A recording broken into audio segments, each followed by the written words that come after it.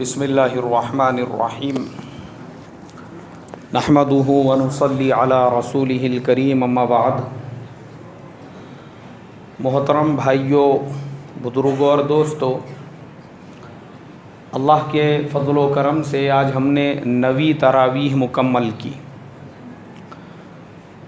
سورہ مائدہ جو ہے میرے محترم دوستو،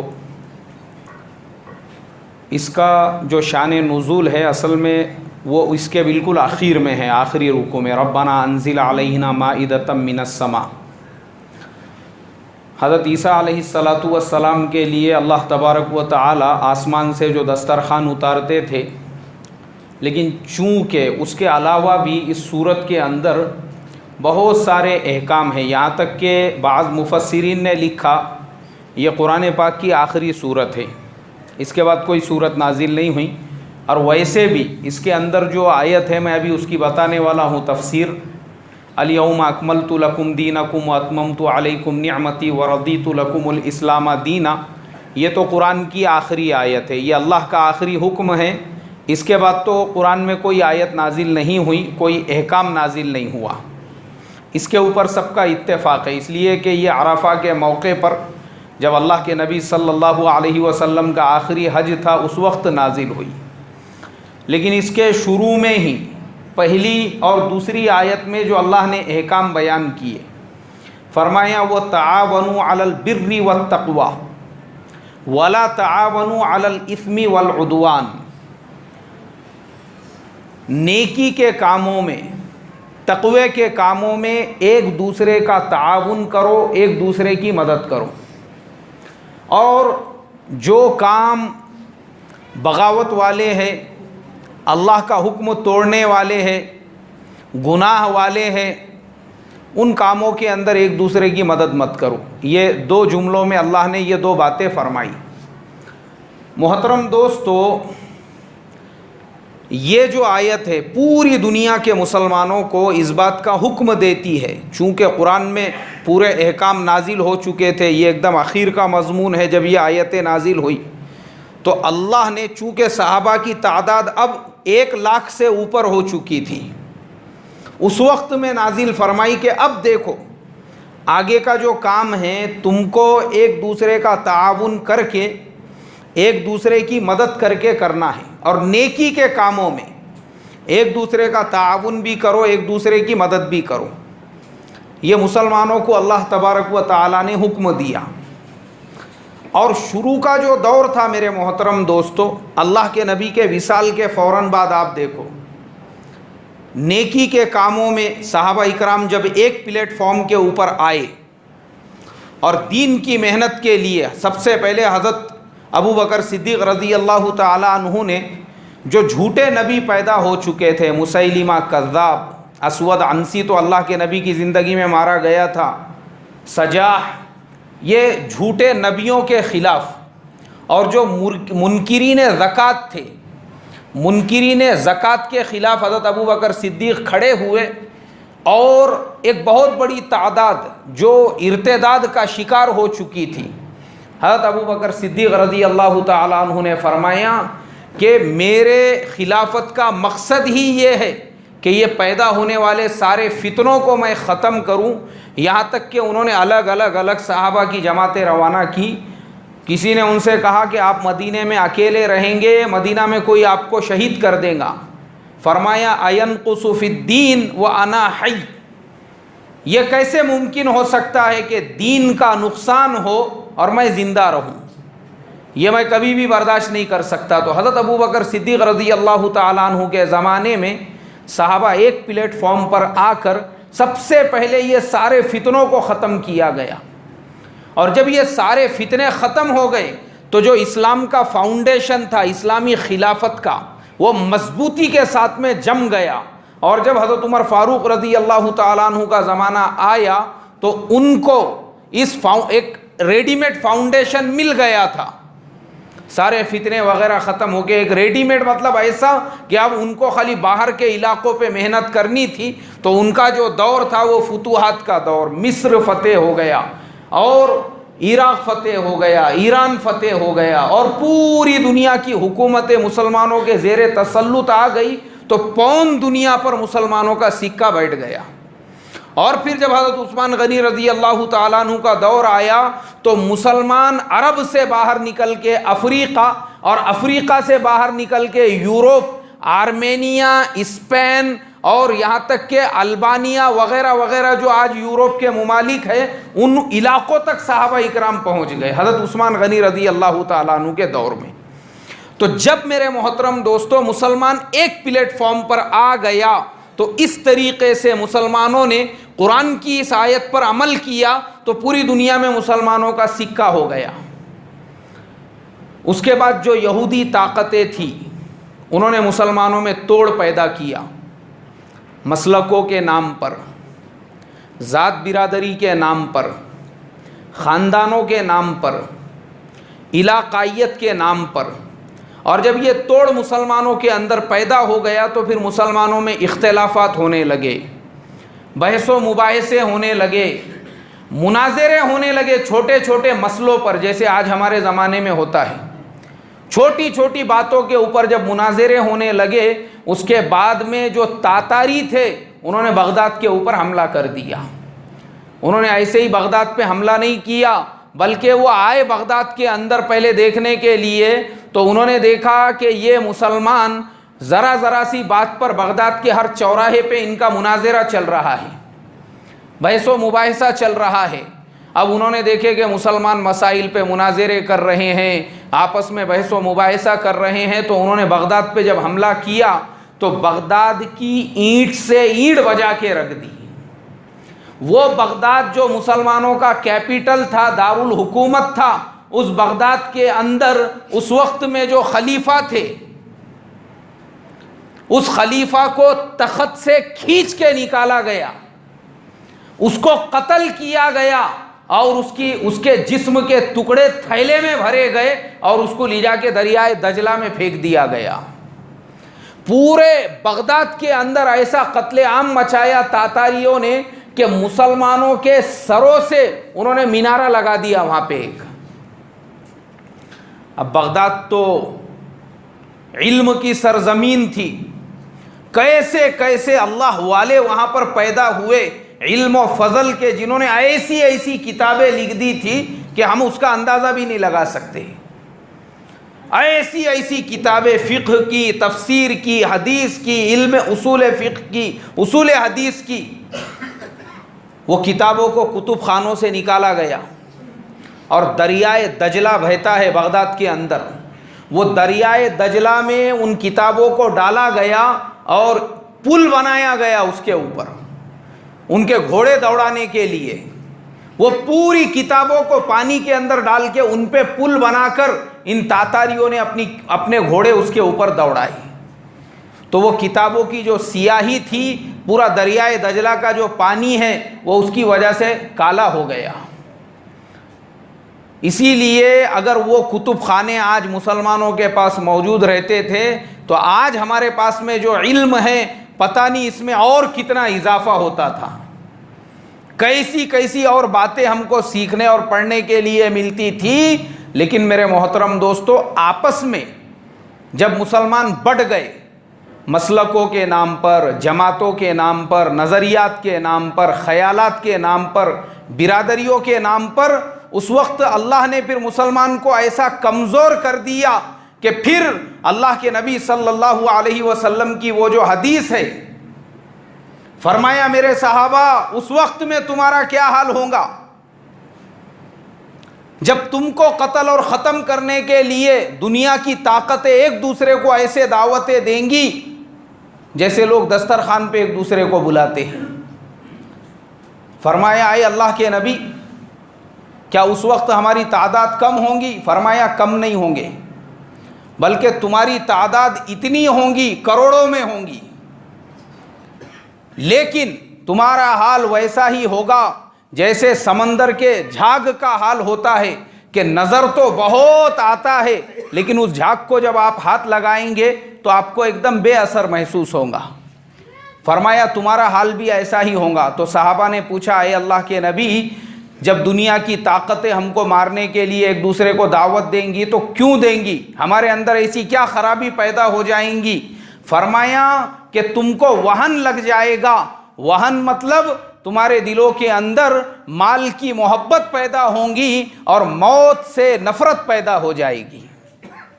جب مال کی محبت تمہارے دلوں کے اندر آ جائے گی اور موت سے تم کو نفرت ہونے لگیں گی, مرنے سے تم ڈرنے لگو گے, اس وقت میں تمہارا یہ حال ہوگا.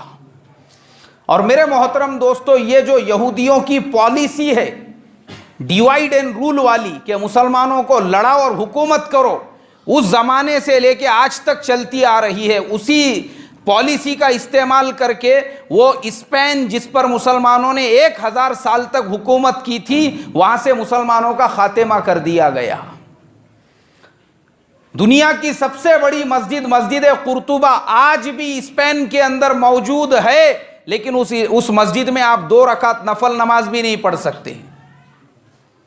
جس ملک پر 1000 سال تک, اور وجہ یہی تھی مسلمان آپس کے لڑائی جھگڑوں کے اندر مبتلا ہو گئے. یہ یہودی پالیسی آج بھی, یہودیوں کو حکومت کرنا ہے, دیکھو انہوں نے مسلمانوں کو آپس میں کیسے لڑایا. عراق کو ایران سے لڑا دیا. عراق اور ایران کے درمیان میں 8 سال تک لڑائی چلتی رہی. دونوں مسلمان, دونوں آپس میں ایک دوسرے سے لڑ رہے ہیں, اور اس لڑائی کے اندر لاکھوں مسلمان شہید ہوئے, کیونکہ دونوں مسلم ملک ہے. اب مرنے والے کون ہیں بھائی؟ مسلمان ہی ہیں. ادھر سے بھی مسلمان, ادھر سے بھی مسلمان, دونوں کے درمیان میں سالوں تک جنگ چلی, نتیجہ کچھ بھی نہیں نکلا. مال خرچ ہوا, دولت خرچ ہوئی, اور یہودی کمپنیوں کے ہتھیار اس کے اندر استعمال ہوئے. فائدہ کس کا ہوا؟ یہ انہوں نے پالیسی. اور آج بھی ان کو وہاں پہ حکومت کرنا ہے تو سارے مسلم ممالک کو انہوں نے آپس میں لڑا کر رکھ دیا. پورے وہاں پہ جتنے مسلم ممالک ہیں ان میں انتشار پیدا کر دیا. صدام حسین عراق کے جو ہے بادشاہ تھے. کیسا زمانہ تھا صدام حسین کا؟ ان کے زمانے کے اندر پورے عراق میں ایسا امن تھا, ایسا سکون تھا, ایسا چین تھا کہ کوئی بھی آدمی بھوکا نہیں سوتا تھا. انہوں نے ایک سسٹم, ایک نظام ایسا بنایا تھا کہ ہر آدمی کے دروازے پر ہر مہینے اس کے گھر کے جتنے افراد ہیں, 4 افراد ہیں, 5 افراد ہیں, جتنے بھی لوگ ہوں گے اتنوں کا اناج پہنچ جایا کرتا تھا. تم کو راشن کی دکان پہ جا کے لائن لگانے کی ضرورت نہیں. یہ نظام تھا. ایک گھر کے اندر مان لو 4 لوگ ہیں, ایک آدمی کے حساب سے ایک آدمی کو مہینے کی 2 کلو شکر, اس کو نہانے کی صابن, دھونے کی صابن, اس کو 5 کلو چاول, 5 کلو 10 کلو کچھ آٹا ایک آدمی کو, اور اسی کے ساتھ میں 20 لیٹر پیٹرول دیا جاتا تھا مہینے بھر کے لیے فری میں گورنمنٹ کی طرف سے ایک آدمی کو. اور 5 آدمی ہوں گے تو ان کو پورا ایک بیرل دیا جاتا تھا 100 لیٹر کا جو ہوتا ہے. بیمار اگر کوئی ہو جاوے تو گورنمنٹ نے ایسے ایسے ہاسپٹل بنائے تھے, آپ کو 1 روپیہ خرچہ کرنے کی ضرورت نہیں ہے, آئیے گورنمنٹ کے ہاسپٹل میں فری میں مفت میں علاج کر کے جائیے. پورے ملک میں انہوں نے امن کا ماحول بنایا. لیکن پرابلم یہ تھا کہ وہ عراق, اس کی آبادی 80% شیعوں کی ہے اور 20% کس کی ہے؟ سنیوں کی. 20% سنی اور 80% شیعی. اب جو 20% سنی تھے, صدام حسین بھی کس میں سے تھے؟ سنی مسلمانوں میں سے. اب انہوں نے جو وہاں کے شیعہ مسلمان تھے ان کو ورغلانے کا, بہکانے کا کام کیے. ارے بھائی تمہاری 80% آبادی ہے, ایک سنی تمہارے اوپر حکومت کر رہا ہے, کیا ضرورت ہے اس کو بادشاہ بنانے کی؟ پہلے انہوں نے پورے ملک میں بغاوت کا ایک ماحول تیار کیے, اور اس کے بعد جب صدام حسین کے خلاف جنگ لڑی گئی, اس کو بیچارے کو شکست اس لیے نہیں ہوئی کہ اس کے پاس میں ہتھیار نہیں تھے, اس کے پاس میں طاقت نہیں تھی, فوج نہیں تھی. اس کو شکست اس لیے ہوئی کہ پورے ملک کو پہلے ہی انہوں نے کیا کر لیا تھا؟ خرید لیا تھا. وہ بیچارے صدام حسین کو شکست تو ہو گئی. اب شکست ہونے کے بعد ملک کا ماحول اتنا خراب کر دیا, آج بھی وہاں پہ دیکھو رمضان کے مہینے میں بھی لڑائیاں چل رہی ہیں. مسلمانوں کو لڑا دیا آپس کے اندر, اب وہ لڑ رہے ہیں, جھگڑ رہے ہیں. وہ ملک امن و امان والا صدام حسین کے زمانے میں جہاں پہ کوئی غریب نہیں ملتا تھا, آج لوگ روٹیوں کو محتاج ہے وہاں پر. کھانے کو محتاج ہے، پورے ملک میں بجلی نہیں ہے، پورے ملک کا یہ حال ہے کہ عصر کی نماز کے بعد یعنی سورج غروب ہو گیا اس کے بعد آپ اپنے گھر کے باہر نہیں نکل سکتے، آپ کی جان محفوظ نہیں، آپ کا مال محفوظ نہیں، کیوں؟ آپس میں لڑا کر صرف۔ اس کے بعد میں آپ ملک شام میں آ جائیے، سیریا کے اندر، وہاں پہ ایسی مسلمانوں کو آپس میں لڑایا، کون لڑ رہے ہیں وہاں پر؟ 20 لاکھ مسلمان ابھی تک شہید ہو چکا ہے۔ کتنے لاکھ بھائی؟ 20 لاکھ مسلمان۔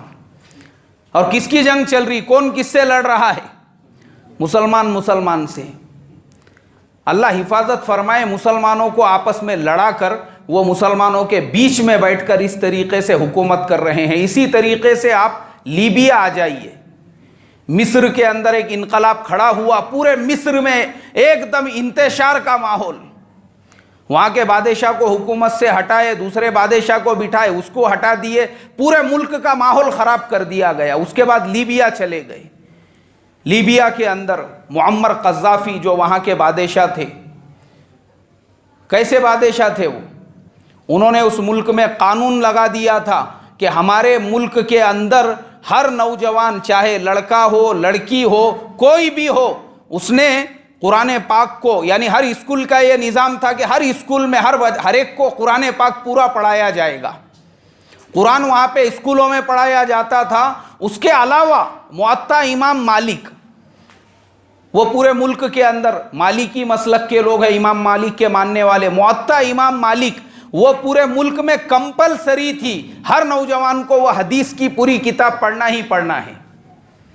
انہوں نے اپنے ملک میں ایسا نظام، اتنا امان، اتنا چین، اتنا سکون کہ پورے ملک میں پانی کا بل کسی کو بھی نہیں بھرنا پڑتا تھا، پورے ملک میں لائٹ کا بل کسی کو بھی نہیں، فری میں، مفت میں بجلی آپ کو، مفت میں پانی آپ کو، مفت میں اناج، یعنی بیسک جو ضرورت کی چیزیں ہیں وہ ہر ایک کو مفت ملتی تھی۔ اور اگر کسی کا نکاح ہونے والا ہے تو گورنمنٹ کا ایسا نظام تھا کہ ہمارے ملک کے ہر شہری کو اس کا اگر پہلا نکاح ہوتا ہے تو گورنمنٹ اپنی طرف سے اس کو زمین دیتی تھی اور گھر باندھنے کے لیے کچھ پیسے دیتی تھی، وہ ہماری ذمہ داری ہے اس کو زمین دینا اور اس کو گھر دینا۔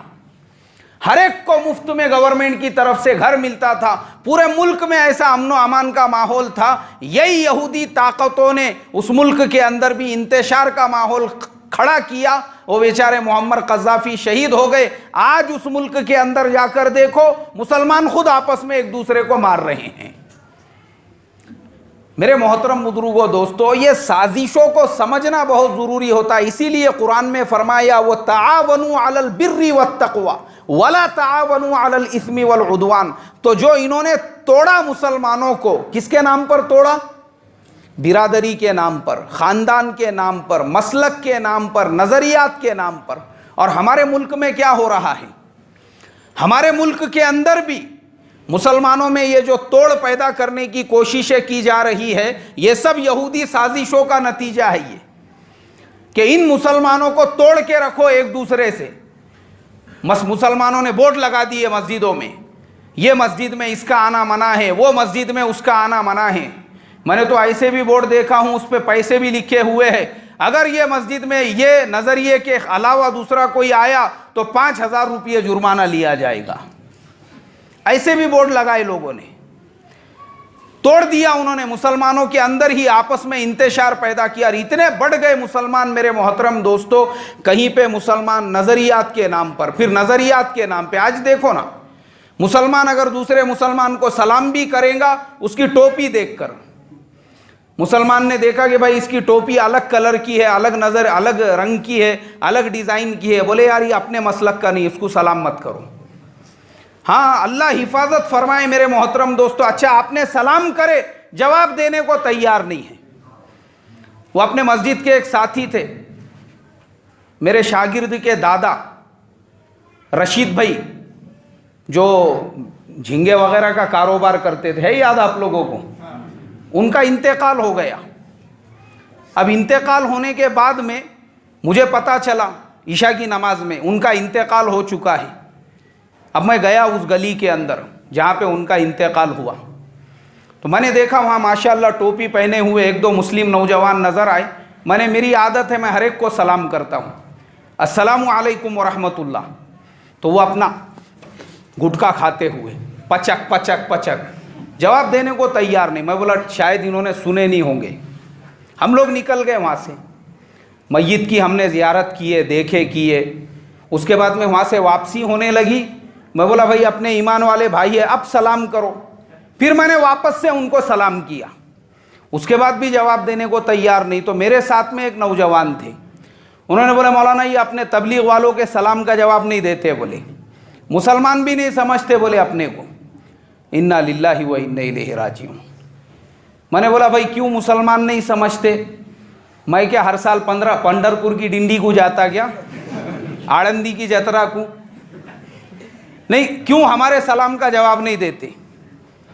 مطلب کیا ہم مسلمان نہیں ہیں, ایمان والے؟ میرے محترم دوستو, توڑ دیکھو توڑ مسلمانوں کے بیچ میں. پتہ چلا گھر کو کھانے جواری باجری نہیں ہے, دوسرے کے پاس سے مال اٹھا کے دھندا کرتے, کاروبار کرتے, کرائے کا گاڑا چلاتے, مگر مستی اتنی آئی ہوئی ہے کہ نہیں اپنے مسلک کا نہیں ہے تو اس کے سلام کا جواب نہیں دینے کا. یہ حال ہے میرے محترم بزرگوں دوستو آج کے مسلمانوں کا, کہ یہ مسلمانوں کا جو توڑ ہے, یہ جو آپس کا انتشار ہے, یہ انتشار کی وجہ سے ہی آج جو وقت کا فرعون اور باطل طاقتیں مسلمانوں پہ حکومتیں کر رہی ہے, مسلمانوں کے اسی توڑ کی وجہ سے. اس کے لیے ٹوپی دیکھ کر کسی کو سلام کرنا, مسلک دیکھ کر کسی کو سلام کرنا, ذات اور برادری دیکھ کر کسی کو سلام کرنا, اس سے زیادہ بدترین عمل کوئی نہیں. اور یہ یہودیت ہے, یہودیت ہی ہے, اسلام نہیں ہے یہ. کیونکہ جس آدمی کے اندر برادری, خاندان اور وطن پرستی لے کر, یہ کہاں کا ہے؟ اپنے علاقے کا, میرا علاقہ, تیرا علاقہ, اس کا علاقہ. ہم نے علاقوں کو بھی بانٹ دیے اس طریقے سے, یہ فلانے علاقے کا ہے, نہیں اپنے علاقے کا ہے, نہیں اپنے علاقے کا نہیں ہے. علاقے کے بنیاد پر بھی میرے محترم دوستوں مسلمانوں کے اندر جو توڑ پیدا ہوا, اسی توڑ کا یہ نتیجہ ہے. یہ یہودی ذہنیت, یہودیوں کی کیسی ذہنیت ہے؟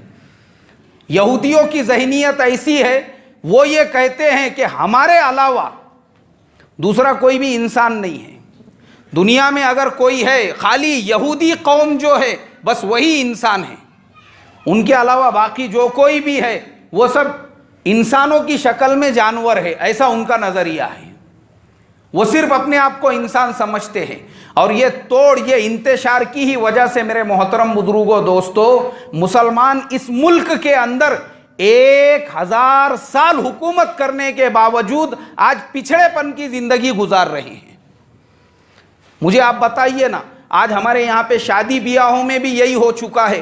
برادری کو دیکھ کر, خاندان, جو چیزیں غیروں کے اندر ہے اور ہم نے اس میں بھی اونچ نیچ لے کر آ گئے. نہیں یہ اونچی برادری ہے, یہ نیچی برادری ہے, یہ ایسی برادری ہے, یہ ویسی برادری ہے. اللہ میری تمہاری حفاظت فرمائے. اسی لیے میرے محترم بزرگوں دوستو اللہ نے قرآن میں یہ جو فرمایا, ارے ایک مسلمان دوسرے مسلمان کا تعاون کرے, تعاونوا علی البر والتقوی, تقوی میں ایک دوسرے کا تعاون کرو, نیکی کے کاموں میں ایک دوسرے کا تعاون کرو. ولا تعاونوا علی الاثم والعدوان, برائی کے کاموں میں ایک دوسرے کا تعاون مت کرو. اللہ کے حکموں کو توڑنے والے کاموں میں ایک دوسرے کا تعاون مت کرو. اسی لیے ابھی دیکھو ہم لوگ ایک چیز جو ہے شاید اپنے مسجد کے ساتھیوں کو نہیں پتا کہ ہمارا ایک فاؤنڈیشن چلتا ہے, اصلاح معاشرہ فاؤنڈیشن. اس کے تحت میں ہم ایسے امام, ایسے علماء جنہوں نے مسجد میں 30 سال 40 سال خدمت انجام دی ہے, ان کو ہر مہینے 2000 روپے پینشن دیتے ہیں. تو میں نے ہمارے ایک بزرگ کے سامنے تذکرہ کیا تو انہوں نے مجھ سے کہا, بولے بھائی یہ کون سے علاقے کے لیے ہے؟ میں نے کہا یہ علاقے کے لیے نہیں ہے, یہ پورے ملک کے لیے ہے. بہار سے ایک مولانا نے ہم کو فون کیے, بولے بھائی میں معذور ہوں, پریشان ہوں. ہم نے کہا چاہے آپ بہار کے رہنے والے ہو, یو پی کے رہنے والے ہو, گجرات کے کہیں کے بھی رہو, ہمارے لیے شرط یہ ہے کہ آپ مسلمان ہونا چاہیے. آپ نے مسجد میں خدمت انجام دی ہوئی ہونا چاہیے، اور آپ کسی بھی مسلک کے کسی بھی علاقے کے رہو، اس لیے کہ اسلام جو مذہب ہے وہ کسی علاقے کا مذہب نہیں ہے، وہ کسی برادری کا نہیں ہے۔ اللہ کے نبی صلی اللہ علیہ وسلم کی سیرت دیکھو آپ، اللہ کے نبی کون سے برادری کے تھے؟ دنیا کی سب سے اونچی برادری قریش برادری۔ آپ کے خاندان اور برادری کے لوگ کون تھے؟ ابو لہب آپ کا سگا چچا، ابو جہل آپ کا چچا رشتے میں، یہ سارے لوگ، امیہ بن خلف، درود شریف پڑھ لو ایک مرتبہ، یہ سارے لوگ اللہ کے نبی کے رشتہ دار تھے، اللہ کے نبی کے خاندان میں تھے یہ سارے لوگ۔ لیکن میرے محترم دوستو، اللہ کے نبی صلی اللہ علیہ وسلم نے اسلام کی جب دعوت دی، ایمان کی جب دعوت دی، تو یہ لوگ آپ کے خاندان کے، برادری کے، آپ کے قریبی ہو کر بھی یہ آپ کے نہیں ہوئے، آپ کے مقابلے میں کھڑے ہوئے، اور جو آپ کے خاندان سے نہیں تھے، جو آپ کے برادری کے نہیں تھے، حضرت بلال حبشی رضی اللہ تعالیٰ عنہ حضور کے خاندان کے تھے؟ نہیں تھے۔ کہاں کے رہنے والے تھے؟ حبشہ کے رہنے والے تھے، افریقہ کے رہنے والے تھے، کالے تھے، کلوٹے تھے، لیکن ایمان میں داخل ہو گئے۔ اللہ کے نبی صلی اللہ علیہ وسلم نے اپنے سینے سے لگایا اور اپنی مسجد کا ان کو مؤذن بنایا۔ اس سے بڑا شرف کون تھے؟ مکہ کے غلام تھے جن کو گلی گلی لوگ گھسیٹتے پھرتے تھے، اس کے باوجود اللہ کے نبی نے ان کو اپنے سینے سے لگایا۔ حضرت بلال وہ کالے کلوٹے اور حبشہ کے رہنے والے تھے، پھر حضرت صہیب رومی اٹلی کے رہنے والے تھے، روم کے، کہاں کے رہنے والے تھے؟ روم کے، اٹلی کے رہنے والے تھے، لیکن وہ آئے مکہ میں، ایمان میں داخل ہوئے، مسلمان ہو گئے۔ اللہ کے نبی نے ان کو اپنے سے قریب کیا۔ یہ برادری اور علاقوں کی جو دیواریں تھی اس کو توڑ کر وہ اللہ کے نبی کے قریبی بنے، اور ان کی شان میں وہ آیت نازل ہوئی جو آج ہم نے تراویح کے اندر سنی، ان اللہ اشتری من المؤمنین انفسهم واموالهم بان لهم الجنہ۔ کس کی شان میں نازل ہوئی ہے؟ حضرت صہیب رومی رضی اللہ تعالیٰ عنہ کی۔ حضرت سلمان فارسی رہنے والے ایران کے، اللہ کے نبی کے خاندان کے نہیں، برادری کے نہیں، آتش پرست پارسی قوم سے تعلق رکھتے تھے، آگ کی پوجا کرتے تھے، عیسائی بن گئے، ملک شام گئے، وہاں سے پھر مدینہ آئے، اللہ کے نبی کے ہاتھ پہ مسلمان ہوئے۔ اللہ کے نبی نے ان کو بھی سینے سے لگایا، کہا کہ جو مسلمان جو ایمان میں داخل ہوئے یہ میرے اپنے ہیں۔ جو آپ کے قریبی اپنے تھے، خاندان والے، برادری والے، اللہ کے نبی نے وہ تو آپ کے مقابلے پہ کھڑے ہوئے، اور یہ دنیا بھر سے آنے والے دوسرے وہ آپ کے اپنے بن گئے۔ ان کی شان میں قرآن میں آیتیں نازل ہوئی، یہاں تک کہ حضرت بلال رضی اللہ تعالیٰ عنہ مکہ فتح ہونے کے بعد حضرت علی نے جب بیت اللہ کو صاف کیا، حضرت بلال جو ہے وہ بیت اللہ کی دیوار پہ کھڑے ہوئے اذان دینے کے واسطے میں۔ اللہ کے نبی نے کہا اذان دو۔ یہ بڑے بڑے سردار کہنے لگے ہم تو ایسے خاندان کے، ہم تو یہ برادری کے، ہم تو سردار ہیں، اور ہمارے سامنے ہمارا ایک کالا کلوٹا غلام وہ بیت اللہ کی دیوار پہ چڑھ کر اذان دے گا، یہ ہمارے لیے اس سے بڑھ کے شرم کی بات کیا ہوگی؟ قرآن میں آیت نازل ہوئی حضرت بلال کی شان میں، یا ایھا الناس انا جعلناکم شعوبا وقبائل یا ایھا الناس انا خلقناکم من ذکر وانثی وجعلناکم شعوبا وقبائل لتعارفوا ان اکرمکم عند اللہ اتقاکم۔ اللہ کے نزدیک برادری کی بنیاد پر، خاندان کی بنیاد پر، علاقے کی بنیاد پر، میرا علاقہ، میرا خاندان، میری برادری، میرا گاؤں، اس کی بنیاد پر کسی کو کوئی فضیلت حاصل نہیں ہے۔ فضیلت اگر کسی کو حاصل ہے وہ تقوی کی بنیاد پر۔ کس کی بنیاد پر بھائی؟ تقوی کی۔ جتنا زیادہ تقوی ہوگا اتنا زیادہ اللہ کا قریبی ہوگا۔ اس لیے میرے محترم بزرگوں یہ نکالو۔ مجھے تو مسلمانوں کی یہ چیز بھی نہیں پسند آتی جو بعض مسلمان برادریوں کی شادیاں لگاتے ہیں، فلانی برادری کی اجتماعی شادیاں، فلانے برادری کے ساموہک لگن، ساموہک وواہ جو رہتے نا مسلمانوں میں ہوتے، کس کے نکاح ہے؟ بولے فلانی برادری کے ہی ہے۔ ارے کائی کی برادری ہے یہ؟ اور بچے پاس ہونے کے بعد میں بھی فلانے برادری کے جو بچے 10ویں میں پاس ہو گئے ان کو انعام دیا جائے گا۔ کیوں؟ باقی دوسرے جو مسلمانوں کے بچے پاس ہوئے وہ مسلمانوں کے نہیں ہیں۔ قبائلی ہے وہ جنگلوں میں پھرنے والے چمڑا بن کے. نہیں تم ہی ایک انسان کی اولاد ہے جو تمہارے برادری کے بچوں کا ستکار ہوگا, تمہارے برادری کی اجتماعی شادیاں ہوں گی, باقی لوگ تو انسان ہیں ہی نہیں بیچارے. ہمارے مولانا یونس صاحب فرماتے تھے, بولے یہ جو بات کرتے ہیں نا میرا علاقہ میری برادری, کیا ماں کے پیٹ سے انسان اپنی برادری اپنا علاقہ لے کر آیا اور قبر میں جائیں گا تو کیا اس کا سرٹیفکیٹ تحصیلدار سے اسٹیمپ اور سائن کے ساتھ چھاتی پہ رکھ کے لے کر جائیں گا؟ فرشتے جب آئیں گے پوچھنے کے لیے من ربو کا, ما دینو کا, من نبیو کا, ساتھ میں سرٹیفکیٹ بھی دیکھو یہ برادری کا, یہ بھی دیکھ لو ذرا, تحصیلدار کا سکہ بھی بروبر مار کے لایا بھلا کیا میں نے, ہاں دیکھو ذرا فرشتوں دیکھو, یہ کریں گا آدمی. اس کے لیے میرے محترم دوستو اپنے خیالات کو بدلو.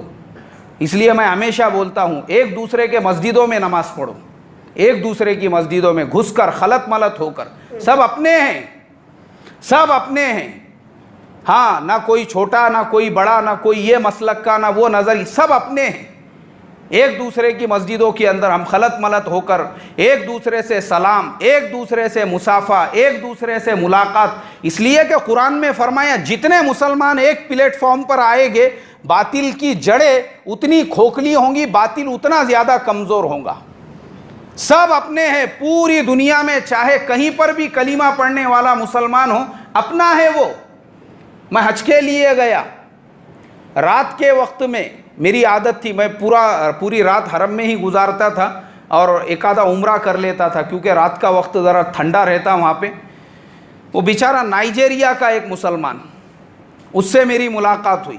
کہاں کے؟ میں نائجیریا کا. آپ کہاں کے؟ میں نے کہا میں انڈیا سے. تو انڈیا کے مسلمانوں کا سوچ سوچ کے وہاں آنسو بہانے لگ گیا وہ.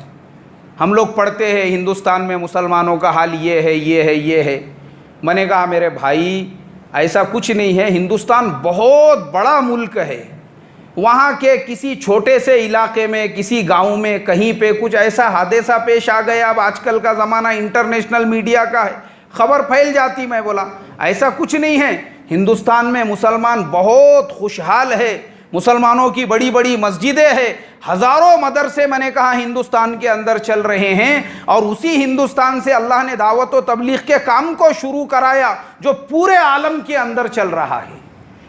میں نے کہا ہندوستان کو معمولی مت سمجھو, ساری چیز ایسا ایک آدھا حادثہ اصل میں ہوتا یہ ہے. وہ بیچارہ رونے لگا وہاں پر, اس کو ایسا لگا کہ ہندوستان کا مسلمان بہت مظلوم. تو کیوں رونے لگا؟ ایک ایمان کے نسبت کی وجہ سے. اس کی کوئی رشتہ داری ہے بھائی یہاں پر, ایک ایمان کی نسبت. اس لیے محترم دوستو اپنے دلوں کو بڑا کر کے اپنے خیالات کو جو قرآن میں فرمایا نا, نیکی کے کام میں ہم ہر ایک کے ساتھ میں تعاون کریں. اللہ مجھے آپ کو کہنے سننے سے زیادہ عمل کی توفیق عطا فرمائیں. سبحان اللہ و بحمدہ, سبحانک اللہم و بحمدک, نشہد ان لا الہ الا انت, نستغفرک و نتوب الیک.